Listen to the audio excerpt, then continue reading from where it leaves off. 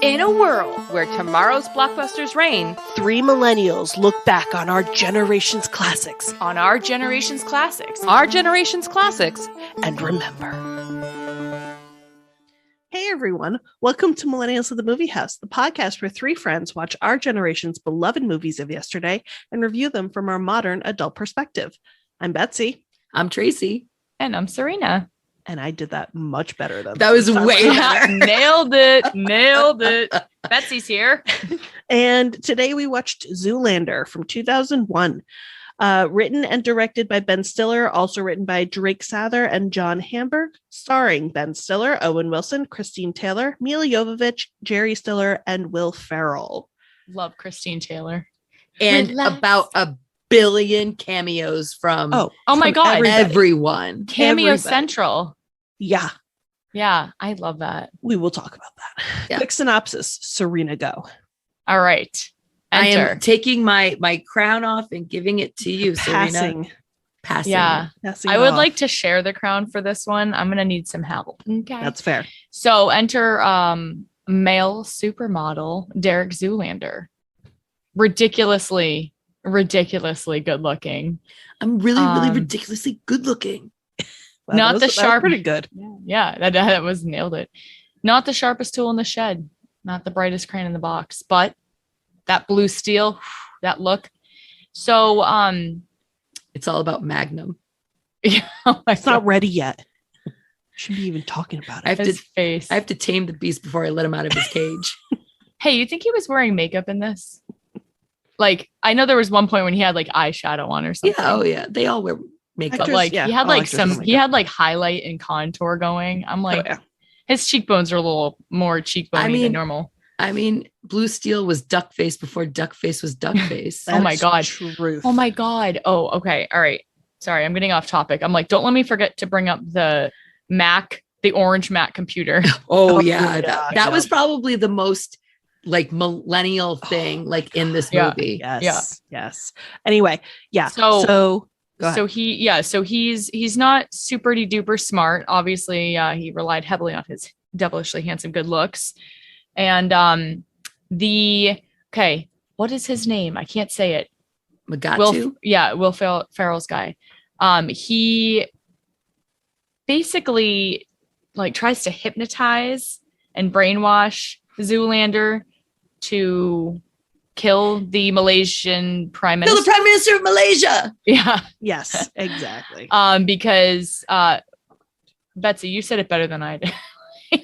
Because the new Malaysian prime minister wanted to give fair wages to his people, and all the sweatshop workers would get fair wages, and the fashion industry would hate that. So the fashion industry as a whole, which is this panel of 5 people, that's the fashion industry obviously. As a whole. Yeah, Mila Jovovich told Mugatu to train somebody to kill the prime minister, and they thought that Zoolander would be an easy target because they can't be too smart. They have to be dumb to be brainwashed.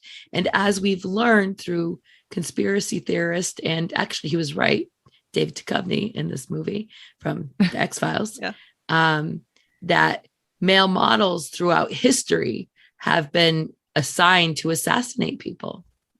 John Wilkes Booth. Actor/model. The first actor/model. You know, was that James Marsden? Am I going insane? Was that James Marsden as John Wilkes Booth? It might have been, because I know like somebody else played Abe Lincoln, I feel like. Oh, I wasn't even paying attention to Abe Lincoln in that moment. Oh yeah, totally is James Marsden. Anyway.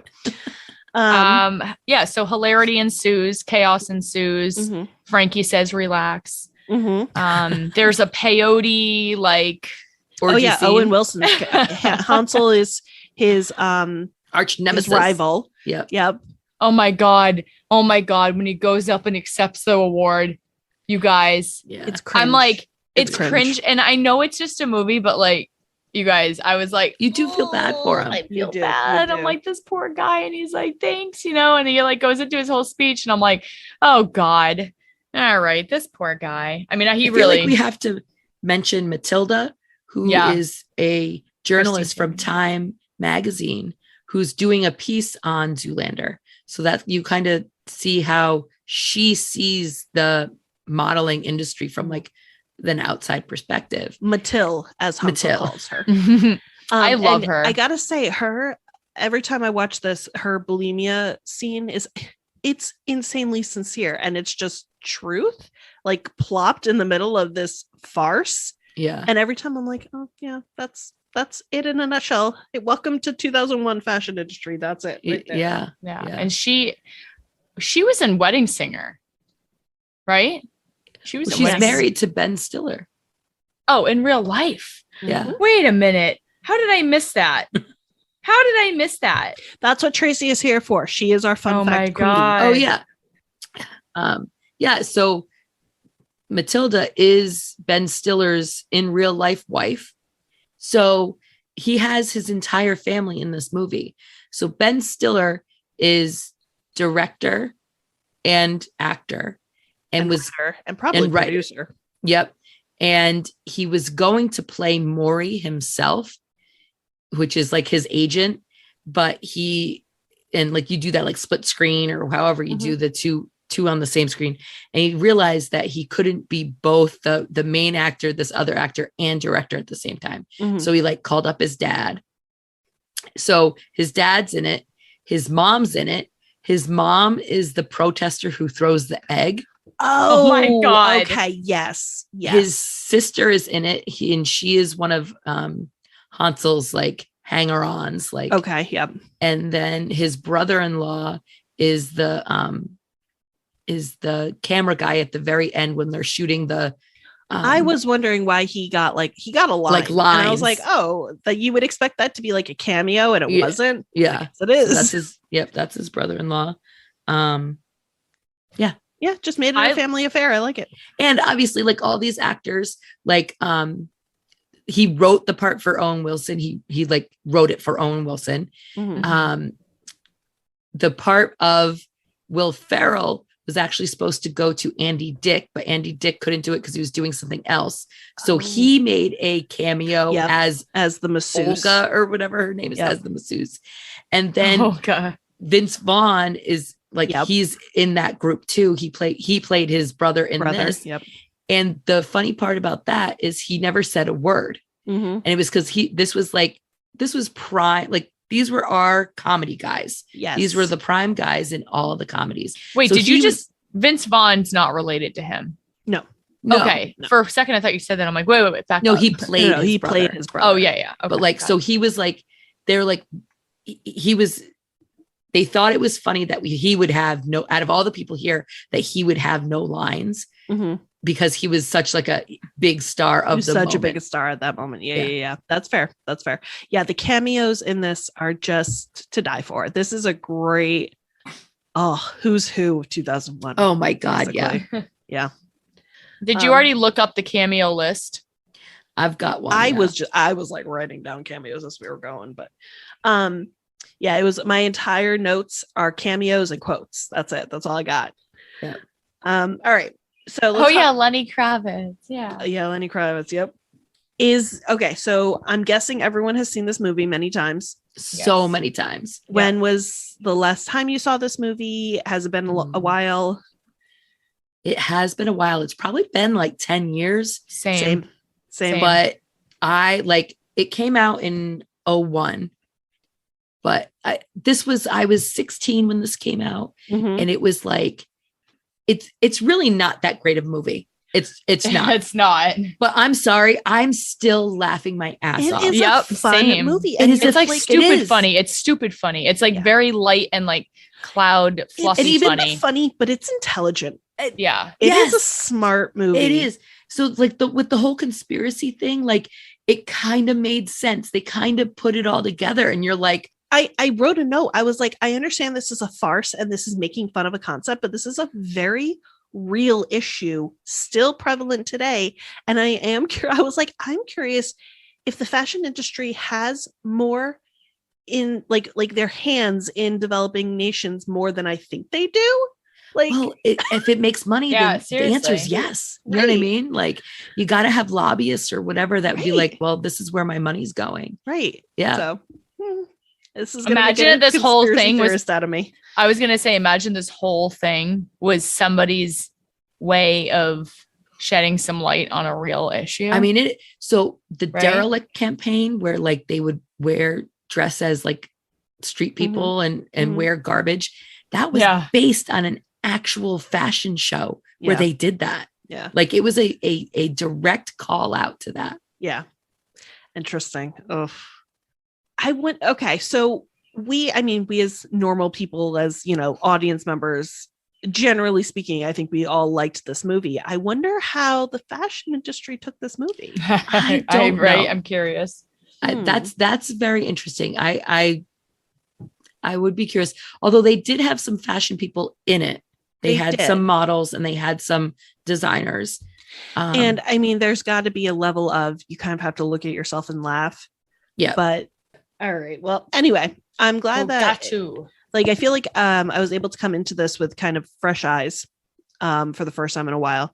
And I identified it as a farce for the first time. I never really thought about it. And it's one of those, like, they don't make them like they used to. Yeah. I feel like if you look at a farce from like closer to now versus Zoolander 2001, it was just, it's going back to what I said before. It's an intelligent movie. Yeah. You had to work at being that dumb. You have to work at being dumb. And to make it funny, it's genius. Whereas now I feel like it's all just, I'm not an Ambi Turner. Yeah. Yeah. I feel like comedy has gotten a little stupider, but Stupider. yeah. I agree. Just out of curiosity, and we don't have to go into it, but did you guys, either of you, see Zoolander 2 that came out in 2016? That's a good question. No, I did not. Me neither. I watched this a bunch of times the year it came out, and maybe like some years later, like maybe like 2010. If I did, it wasn't good enough to remember. Yeah. It definitely, I mean, it has a lower score. It was 15 years after the original, so it's gonna be different no matter what. Yeah. So it's been about 10 years, but the quotes, they came back to me, man. Oh my God. I wrote down so many quotes. Yeah. All right, we'll get to the quotes. Funny. Okay, So funny. Let's put it in on the quotes. What was everybody's favorite part? Do you recall having a favorite part as a kid, and did it change? What is your favorite part now? I don't think so. I think this was one of the movies that, like, my brother watched, all of my friends watched, so we could, it was one of those movies that we could quote back and forth to each other. Yes. And we thought it was so funny. I think I specifically remember the freak gasoline fight accident. Oh my God. Oh yeah. The male models. Think of that scene my when God. I hear that song. Yeah. Yes. So that song, like, I don't think I knew that song before this movie. Right. And it was on every mixed CD I made because it was just a fun song. It's a great song. It's a great song to rock out to in the car. Yeah, and have a gasoline water fight with. Absolutely. Gasoline. I think that's actually a good fit. Not that favorite part. Going back to what you said before, which is being able to quote it to your friends and kind of having that shared experience. I think that's a great favorite part for this movie in particular, because it was, I mean, 2001, I was in middle school. I was in middle school, and that's any younger, I wouldn't have been able to watch this movie. And yeah, it's just so quotable. It's so good. What was the target audience for this? That's a good question. I don't know if it was PG-13 or R. I think it was 13. It wasn't R. I just saw somewhere it said 13. So I think that they were trying to catch anyone teenage and up. Because like in this reality was is preteen. Like Will Ferrell, this was prime Will Ferrell during SNL. Yep. Like Owen Wilson, Vince Vaughn, like their comedy was 20-somethings maybe was the prime. I was gonna say demographic. 20s, maybe 20s, I could maybe see even that. early 30s. Yep. Yeah, because it was stupid funny, but also smart. So I mean, look at me in my late 30s, and I still think it's hilarious. So yeah, I agree. Serena, what was your favorite part? Well, she just reminded me of the gasoline fight, which is freaking hilarious. It's just so funny. So, I really love Christine Taylor. Mm-hmm. She is her acting is straight man in this. Great straight man in this. Well, I also have a soft spot for her because, a couple years before, I think it was 98, Wedding Singer came out, and I watched that a trillion times. Brady Bunch. She was Marcia Right. Brady. Oh my God. Yeah, because she did what was it, the Brady Bunch movie or the reboot? There's Didn't Okay. they make like 2 or 3? Yeah. She really looks so much like her. So I don't know. I just think her acting is good. She's so pretty. I think she's so pretty. She's like a good actress. And I would say if I had to I couldn't really necessarily narrow it down to one scene. I mean, the peyote thing was hilarious. That was a funny scene. But I just feel like every time she was on the screen, I was just more like kind of, I guess, involved, like captivated into the movie, like kind of paying closer attention. She grounded it. Yeah. She kind of like made it less, I don't know how to say it, not campy. No, she made it sincere. She added that level of sincerity to the movie, which I think a lot of modern day stupid comedies don't have. And I think that that's sad because it elevates it. Yeah, it does. It elevates it for sure. And like, honestly, I just, she's forever one of my favorite actresses just because of Wedding Singer. Yeah. I think that like they did a good job of, yes, Derek and like a lot of the male models are not smart, but that doesn't mean they're bad. Mm-hmm. You know what I mean? Yeah. Because they're not smart doesn't mean they're not nice or they're not well intentioned. Well, I think Maury, you know what I mean? Maury says at one point, he's like, he would never hurt a fly. Why are you so, why did you give him that scathing review or whatever? And I think that it's true. Like that's why you're endeared to Derek. Yeah.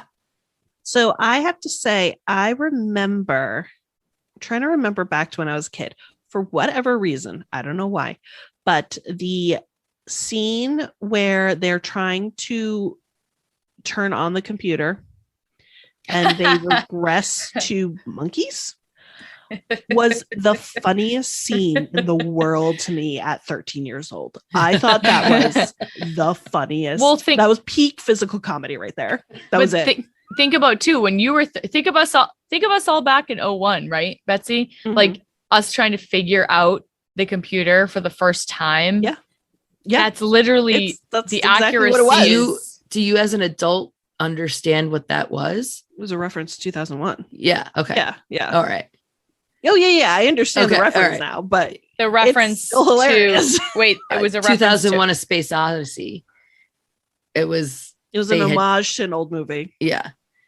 Which I don't think we never did 2001. I did not pick up on that. No. I missed that one. That's fair. There's a scene where monkeys are dealing with a monolith. It's a whole thing.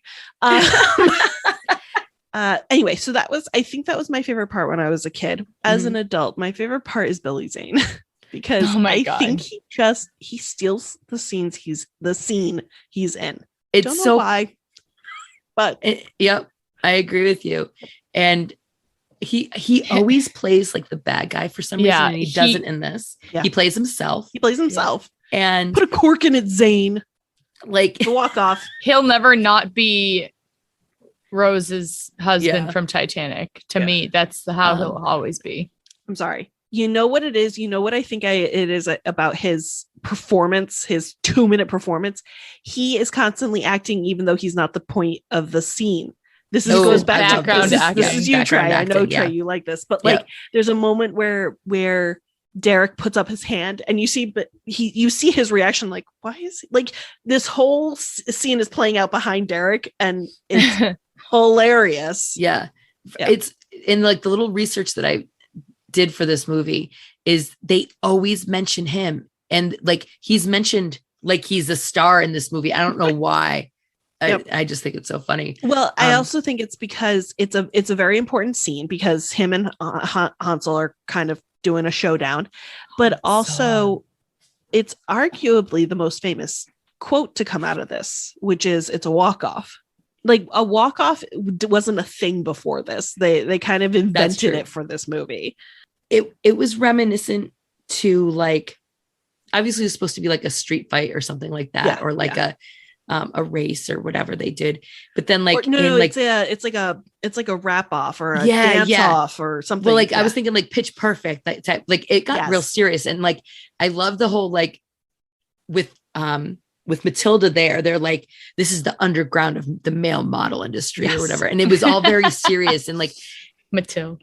I think part of the charm is the cameos. Like David Bowie was absolutely. there. They wrote that part for David Bowie before they even asked him if he could do it. I love it. If he wanted to do it. That's so and funny. David Bowie had been like, yes. I think and it's funny because I think that's what happened when they were like, do you want to be in this? And people were just like, yeah, sure. Why not? Well, and also I get the sense, and I could be entirely wrong about this, but I get the sense that Ben Stiller's like a nice guy and has a big, circle of, friends and networking and whatnot, that he could just kind of be like, hey, it's similar to the Imposters, the movie, Stanley Tucci wrote, directed, starred in this movie called Imposters. And he just like, I got the sense that he just like called up his actor buddies and, oh, hey, you want to be in this role? And so it's like a who's cast, because they just all are buddies and friends and want to help each other out. That's so. Is that your assumption, or did you read that? Nope, that is a complete assumption. I thought that was. I actually thought that was legit,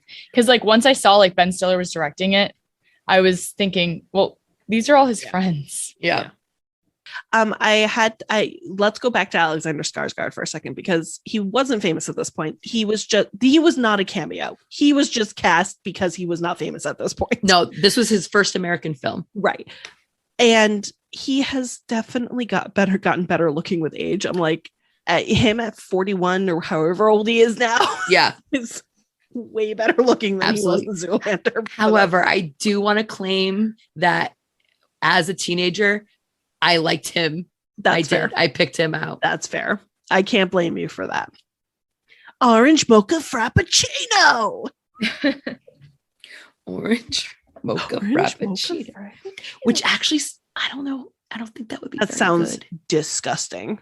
It sounds like a frappuccino mixed with an orange like creamsicle. Yeah. Which sounds disgusting. Yeah.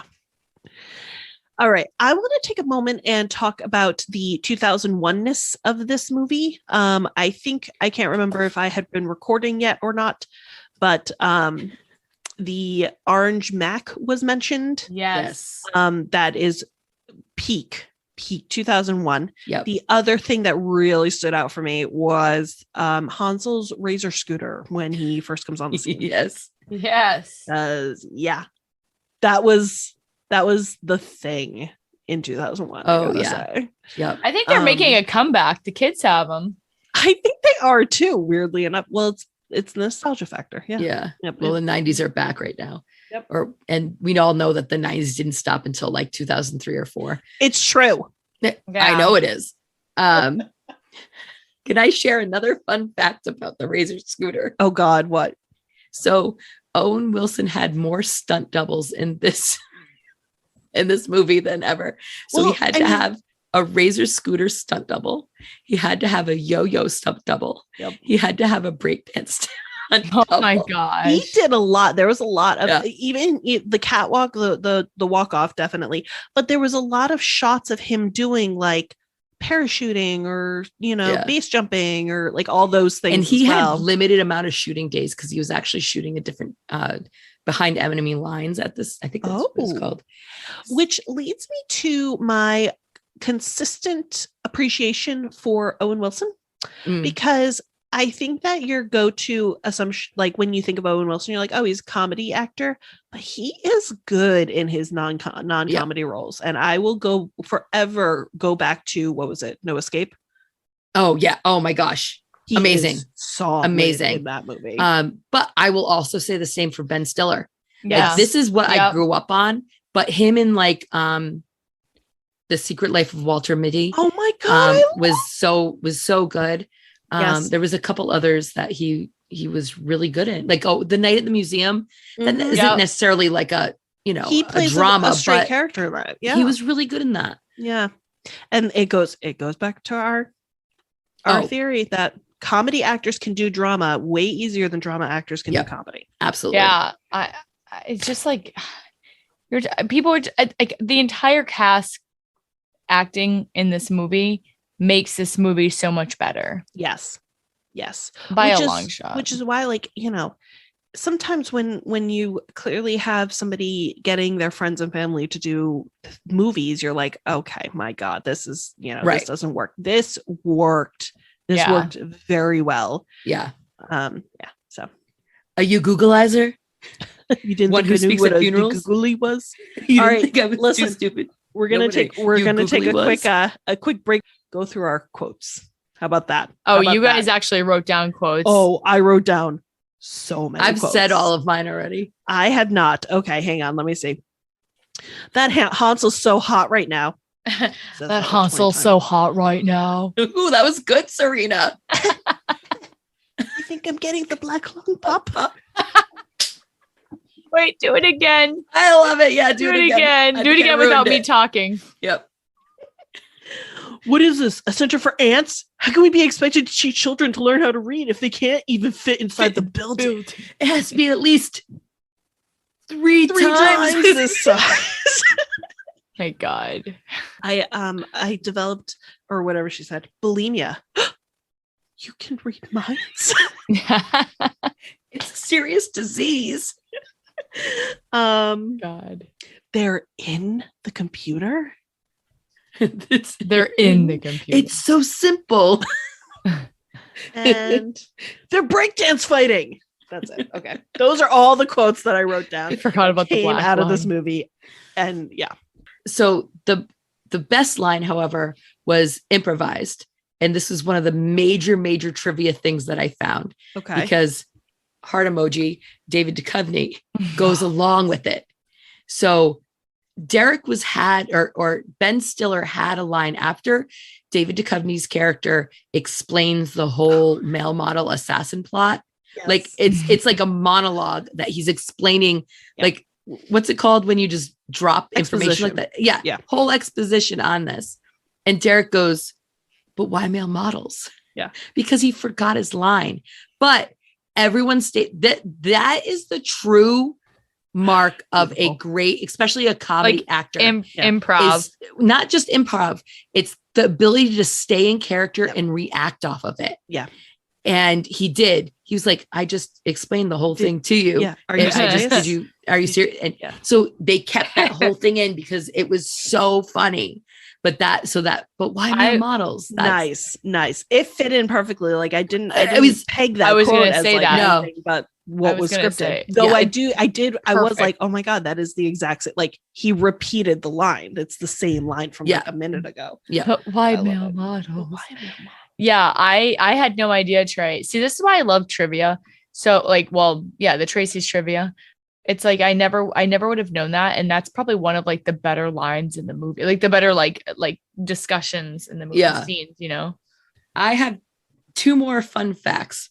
So one of them is I have a hard time with hair. It's one of those things that I buy, like I just believe them. If I cannot tell if you're wearing a wig, I can't tell if it's your real hair. Whereas like a lot of people are like, oh my gosh, her wig was so bad in this. It kept like her hairline kept moving or whatever. Mm-hmm. I cannot tell. I just believe it. I'm like, oh, that's your hair. That's good. That's good. Having said that, let's see if I'm going to say some people and I'm going to tell you if it's their real hair or not. Okay. Do we have to guess? Are we guessing? Oh, yep. I'm going to be ready. Can you do Mila Jovovich first? Oh, I don't have her. Okay. I got David Duchovny. Real wig. What? So they had to make him look older than he was. Yes. So they had to put a bald cap on him and then put like hair on him. Yep. Oh my goodness. Owen Wilson. Real? I want to say real, except I think it's a wig because he was doing another movie at the time. Correct. So that is what his hair looks like. So like that it was like a very effective. It was a very effective, like good wig. That's how he. Yeah. But because he was because he was filming Behind Enemy Lines, I think it was. Mm-hmm. I hope that's the right movie that he was in. He had to wear very short. In Behind Enemy Lines. Okay, that. He had to have like a crew cut or a military haircut, so they had to have a wig for him in this. Mm-hmm. Will Ferrell. Okay, wig. Real. I'm gonna say real. Stop it! How am I getting this all wrong? So it was the white hair. It was dyed like that bleach blonde, but that is his real hair He has sculpted. extremely curly hair. Yeah, but the height on that, if you were to say, if you were to tell me that only one person in here had a wig on, I would be him. The only reason I say that is because I have seen like YouTube videos or like home videos of him with his hair growing out, and it's like a fro. It goes up. It doesn't go down. It just goes up. It's curl. So the funny thing is he was full on filming SNL at this time, and he had to wear a wig for SNL the whole time. That's funny. Oh man, interesting because he messed up his hair for this. Got it. You know, you gotta appreciate actors who commit. Right? I got 100 on that quiz, by the way. I got a 0, 0, 0. 0 out of 5 stars. I had logic behind it all, and thank you. If only that could be Tracey Go, I would have won. Crushing it. All right, I have one more fun fact. So the signature Blue Steel and El Tigre, what was the other? It was Magnum. No, Magnum was the new one. There was another one. I don't remember. It was like Porsche. No, Ferrari. Oh yeah, Ferrari. Obviously the whole point is they're all the same look. Oh yeah, they're all the same look. But the reason, crazy pills?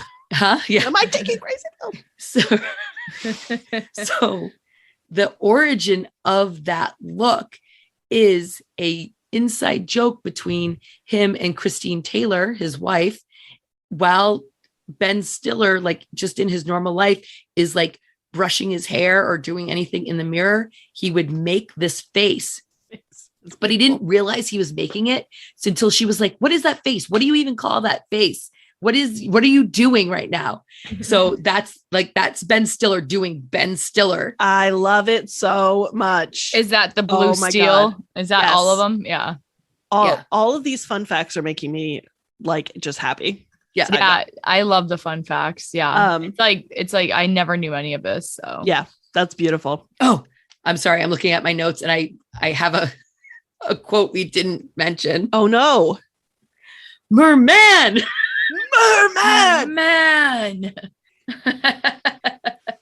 I almost wrote that one down and I didn't. Oh man. Oh man. And okay, actually I have one more note as well. And it goes back to the idea of a cameo versus just a casting of a future famous person. Because I would argue that Alexander Skarsgård wasn't famous at this point, just got cast. James Marsden, I would argue, I don't think was famous at this point. He just had a moment. Jennifer Coolidge made an appearance in this. She was one of the evil fashion designers on the panel in the opening scene, and she didn't have a single line. And I'm like, there's comedy talent sitting right at that table, and they are not using her. So that was my only other shout out was Jennifer Coolidge, because I love her in everything. Yeah. So I looked up Jennifer Coolidge. She is listed as a main, like not a main character, but listed as cast compared to cameo. Yes. And she was in like Best in Show, Legally Blonde came out, I don't know before, but same year as Zoolander, American Pie, Night at the Roxbury. So she was established. So why did she have just this teensy tiny little role? I mean, I think just because okay, maybe it was okay. I see what you're saying. So maybe it was more of a Vince Vaughn-esque moment than she wasn't famous and was just cast. Yeah. I am okay with that. Okay, good. So to sum up, I think we all enjoyed this movie. I've always, I don't know why. Really ridiculously good looking. I owned this DVD at one point. I did recently donate a bunch of DVDs, but I did own it now. I think I have this. Is it possible that I had owned it on VHS, or is that too far back? No, it's possible. They were still putting out VHSs at this point. Yeah. Because I had VHS and DVD player like multi thing. So classic. Nice. I'm pretty sure I had Zoolander on VHS. I wish I still had it just to for posterity. Send you guys a picture. Yep. Nope. I got you. Yeah. This is it's just a fun movie. It's just fun. GG everybody. GG. Oh, well GG. Then let's do the official martini shot. Would you recommend this movie? I would. Yeah, I would too. I think it's funny because I want to add on to this because I think you usually ask this, Bets. Is this a millennial movie? Oh, I did skip that question. I actually skipped it on purpose because I feel like it's not, but it came out like for us. It did. And it's very 2001, but I feel like everybody enjoys this movie at one point or another. I think because it's a fashion movie, the only 2000 thing, only millennial thing about it is that Apple computer. Yeah, seriously. Because they didn't really rely on cell phones. They had cell phones, but it wasn't like a big thing. He made a cell phone joke. He has the little mini cell phone, but so there wasn't really any technology problems, really. You know what I mean? That would like really, narrow it down to, I don't know. It seemed okay. Maybe it's because I watched it later, like much later, like maybe 2010 or something. It just seems like it came out so much later than like what we would call our millennial movies. But then again, we did watch Twilight. So, and this was 6 years before Twilight. 7, right? Really? 6. My God. Wait. Twilight came 7. Out No, I'm sorry. You're right. 7. I'm like, wait, I'm so sorry. You are correct. I feel like I was such a different person from Zoolander Tracey to Twilight Tracey. Well, you were. Those were big years. Those were the exactly. formative years. So I was 13 when Zoolander came out. I was 20. Wait, what did we say? 7 years? So I was 20 when Twilight came out. Those are two very different ages. Yeah, 13 and 20. Yeah. Wait, so I was 15 and 22. 22. Yeah. I was 15 and 22. We can do math on this podcast, guys. Yep. Good job. All right. So martini shot. We all said, yes, that's great. That's good. I like it. All right. So, what has everyone else been watching? What do you recommend? Oh, geez. I'm still binge watching Gossip Girl, so I don't have anything too new. Oh my God, Serena, I love it. I love it so much. Me binge watching things takes like days, how many? Maybe weeks. So I thought because there were so many because there's so many cameos and famous people in this movie, and 2, because I was sick last week and was working through a ton of TV and movies in the past couple of weeks, I figured I would go Zoolander edition because there are several movies and shows that I have watched in the past 2 weeks where the main character or the main actor made an appearance in Zoolander. Oh, okay. So, first off, I just watched Stranger Things season 4. Oh, good. How was it? I didn't see it, so don't tell me anything. It's solid. It is a few steps closer to proper horror than previous seasons. I like that though. Okay. So bear that in mind. Oh my God, my sister's going to love it. I bet you she's already watched it. I recommend it. I think it's solid. And of course, the Winona Ryder was the cameo in Zoolander. So the other recommendations I have, The Bubble.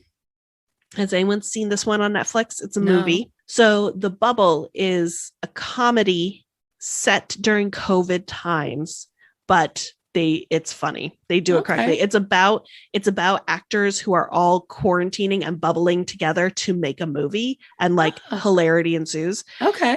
But one of the leads is David Duchovny. So I would watch that. It's a good combo. It's just a fun movie. I recommend it.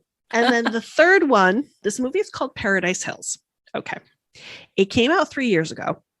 I don't know where this movie came from. It stars Mila Jovovich. Well, she's one of the leads. I think I've seen this. Emma Roberts, Awkwafina. And then the girl who was in Dumplin'. Do you remember that movie on Netflix? Yep, yes, I do. So those are the leads. It is a quirky movie. And Tracey, the only other movie I could put if you were to categorize this movie and put other movies into this category, the only other one I can think of is The Fall. Really? Yes. Oh my God. So, okay. Visually, it is a visually unique movie. Wow. So I recommend it for that purpose only. The story was good. It faltered a little bit at the end, but I kind of forgave it because it was just, it's a movie. Wow. It's something else. So Paradise Hills. Those are my 3 recommendations. And that's, I'm looking now. It is on Netflix. It is on Netflix. I have been I needed some background TV while I got some other stuff done around my house. Mm-hmm. So I'm rewatching Community. Classic. There are some comedies that I can't rewatch. Friends was a hard rewatch. That was so dated. So like in a bad way. Yep. And some points of How I Met Your Mother, there are some episodes, some characters that are very good, but it also is very dated in a bad way. Yep. Community, it has its ups, like things, pros and cons, but it's self-aware of them though, I think. Yeah. And I think it was just so brilliant. Yeah. And it's just funny so because I feel like Community in a lot of ways had and still has a grassroots following, in the sense that it is slowly but surely just consistently growing. Six seasons in a movie. Either you have watched it and have a special place in your heart for it, or you haven't been exposed to it yet. Yeah. And you eventually will. Yeah. That's it. Those are the only two levels. Yeah. It's fun. It was just very smart. Yep. Yeah. We're still just waiting on that movie. I understand. Yep. All right. We are at the part of the evening where we select our next movie, everybody. Ooh, yeah. I know. You get excited every time. You forget about this process. I do.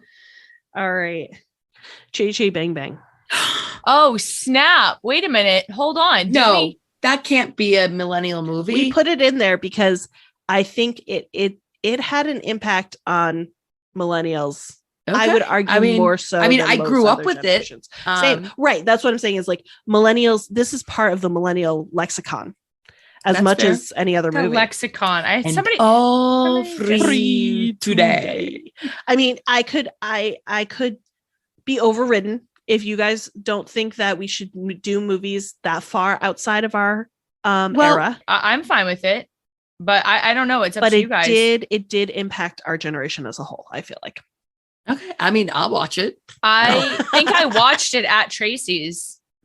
This will be a rare, you know what? This is going to be a rare I feel like it's a bridge between, a season 1 Millennials of the Movie House episode. Okay. Okay. Yep.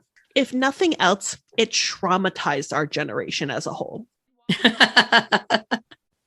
Thanks for joining us. If you like what you hear, you can find more great episodes over on our website, www.millennialsofthemoviehouse.com, or wherever you find your podcasts. Curious about updates, extras from our episodes, or want to add your 2 cents about a reviewed movie? We're also on Twitter and Instagram. Our handle for both is @themoviemillies. Check us out and make sure to follow us. So until next time, we're millennials. And we'll see you at the movie house.